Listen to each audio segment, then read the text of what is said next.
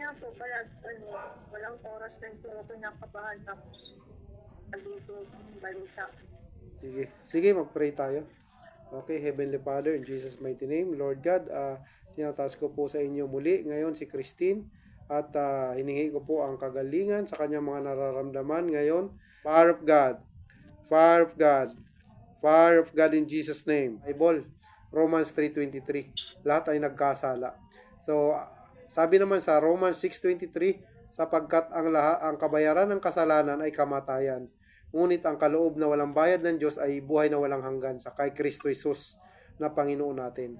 Lord Jesus Christ. Sumasampalataya ako na ikaw ang aking Diyos at aking tagapagligtas. Lord Jesus Christ, simula sa gabing ito, inaanyayahan kita sa aking puso at sa aking buhay bilang aking personal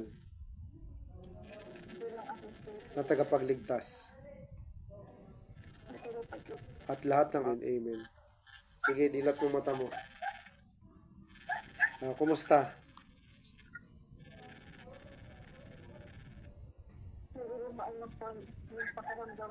Gumaan yung pakiramdam mo?